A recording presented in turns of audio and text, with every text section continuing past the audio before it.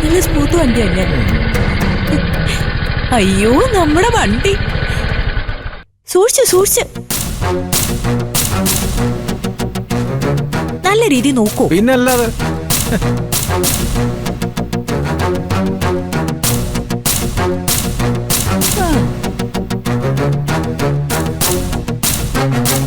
എന്താ എല്ലാരും ഇങ്ങനെ അമ്പരന്ന് നോക്കുന്നേ? ഞങ്ങള് സ്കൂട്ടറിൽ വന്നത് കണ്ടിട്ടാണോ? അതെ, പെട്ടെന്ന് നിങ്ങൾ വണ്ടി എവിടെന്നാ വന്നത്?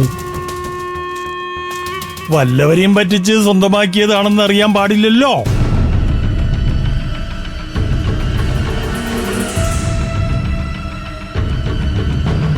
പറ്റിച്ച് സ്വന്തമാക്കാനോ? അച്ഛനെന്താ എന്റെ ഭർത്താവിനെ തട്ടിപ്പുകാരനാക്കാൻ നോക്കുവാന്നോ? ഞാൻ എന്തോത്തിനാടി ഇവനെ തട്ടിപ്പുകാരനാക്കുന്നത്? അല്ലെങ്കിലേ ഇവനൊരു തരികിട അല്ലയോ? വേണ്ട അച്ഛൻ ആവശ്യമില്ലാതെ ധനേട്ടനെ കുറിച്ച് ഇങ്ങനെയൊന്നും പറയല്ലേ. ഈ വണ്ടി ധനേട്ടൻ വേണ്ടപ്പെട്ട ആരുടെയും കയ്യിൽ നിന്ന് വാങ്ങിച്ചോണ്ട് വന്നാണെങ്കിലോ? അല്ല ശബരി, ഇത് എന്റെ വണ്ടി തന്നെ. ഞങ്ങളെ ഒരു സെക്കൻഡ് ഹാൻഡ് വണ്ടി അങ്ങ് മേടിച്ചു. പുതിയത് വാങ്ങിക്കണോന്നാ വിചാരിച്ചേ, പക്ഷേ പുതിയ വണ്ടി കിട്ടാൻ താമസിക്കും. ഇതും പുതിയത് തന്നെയാ. 6 മാസത്തെ പഴക്കേ ഉള്ളൂ. 78,000 രൂപയ്ക്ക് ഞങ്ങൾ അങ്ങ് മേടിച്ചു. അല്ല, സെക്കൻഡ് ഹാൻഡ് വണ്ടിക്ക് ലോണൊന്നും കിട്ടില്ലല്ലോ, പിന്നെ എങ്ങനെ ഇത്ര പെട്ടെന്ന്? റെഡി ക്യാഷ് കൊടുത്ത് വാങ്ങിയതാ ശബരി. ലോണൊക്കെ എടുത്താ അത് കൃത്യമായി അടയ്ക്കാൻ പറ്റിയില്ലെങ്കിലോ? ഇപ്പൊ ഒരു അഗ്രിമെന്റ് എഴുതിയ വണ്ടി ഇറക്കിയത്. പേപ്പേഴ്സ് ഒക്കെ റെഡി വരാനേ 2 ആഴ്ച എടുക്കും. നിക്കണവിടെ നിക്കാനല്ലേ നിന്നോട് പറഞ്ഞത്? റെഡി ക്യാഷ് കൊടുത്ത് വണ്ടി വാങ്ങാനുള്ള പണം നിനക്ക് എവിടെ കിട്ടിയത്? ചോദിച്ചു കേട്ടില്ലേ? 10 പൈസക്ക് ഗതിയില്ലാത്ത നിനക്ക് 78,000 രൂപ നിനക്ക് എവിടെ കിട്ടി? അതെന്തിനാ അച്ഛൻ അറിയുന്നേ?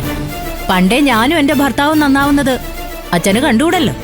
അപ്പൊ പിന്നെ ഞങ്ങളുടെ വ്യക്തിപരമായ കാര്യങ്ങളും അച്ഛൻ അന്വേഷിക്കണ്ട. അന്വേഷിക്കോടി, അന്വേഷിക്കും.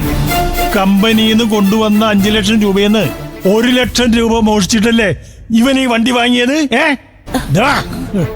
നീ എന്താടാ വിചാരിച്ചേ? ആരും അത് കണ്ടുപിടിച്ചില്ല. നീ ഒരു നിമിഷം വീട്ടിൽ നിൽക്കരുത്. ഇറങ്ങണം ഈ വീട്ടിൽ നിന്ന്. അച്ഛൻ എന്റെ ഭർത്താവിനെ വിടാനല്ലേ പറഞ്ഞേ? നിങ്ങൾക്കാർക്കും ഈ മനുഷ്യനെ ഇഷ്ടമായിരിക്കില്ല, പക്ഷേ ധനേട്ടൻ എനിക്കെന്റെ ഭർത്താവാ. ഇല്ലാത്ത കഥകളുണ്ടാക്കി എന്റെ ഭർത്താവിനെ കള്ളനാക്കാൻ ഞാൻ സമ്മതിക്കില്ല. ഇല്ലാത്ത കഥകളൊന്നും അല്ല ചേച്ചി. പോലീസ് എന്നെ തിരിച്ചേൽപ്പിച്ച പണത്തില് 1 ലക്ഷം രൂപയുടെ കുറവുണ്ട്. അതിൽ 4 ലക്ഷമേ ഉള്ളൂ. പോലീസുകാർ ആ ക്യാഷ് തുറന്നു പോലും നോക്കിയിട്ടില്ലെന്നുള്ള കാര്യം ഉറപ്പാ. ദയയും അച്ഛനും ഇവിടെ കൊണ്ടുവന്ന് ഏൽപ്പിച്ച അതേപോലെ തന്നെ CI അത് എന്നെ ഏൽപ്പിക്കായിരുന്നു. കൊള്ളാം ശബരി, കൊള്ളാം. നിന്റെ അച്ഛന്റെ ഒക്കെ കണ്ടെത്തൽ കൊള്ളാം, വളരെ നന്നായിട്ടുണ്ട്. എത്രയോ കാലം ആഗ്രഹിച്ച് നിന്റെ ചേച്ചിയും ഭർത്താവും ഒരു വണ്ടി വാങ്ങിച്ചപ്പോ അത് മോഷ്ടിച്ച കാശുകൊണ്ടാന്ന് പറയാൻ അച്ഛനെ പോലെ നിനക്കും തോന്നിയല്ലോടാ. നിങ്ങൾക്കാർക്കും ഞങ്ങളെ വിശ്വാസം ഇല്ലാത്തതുകൊണ്ട് നീ ഗൾഫിൽ നിന്ന് വിളിച്ചു പറഞ്ഞ ഉടനെ ആ 5 ലക്ഷം രൂപ ഞങ്ങൾ അച്ഛനെ ഏൽപ്പിച്ചില്ലേ ശബരി? അതിനുശേഷം ആരുടെയൊക്കെ കയ്യിലൂടെ അത് മറിഞ്ഞു. അച്ഛൻ അനിതയെ ഏൽപ്പിച്ചു.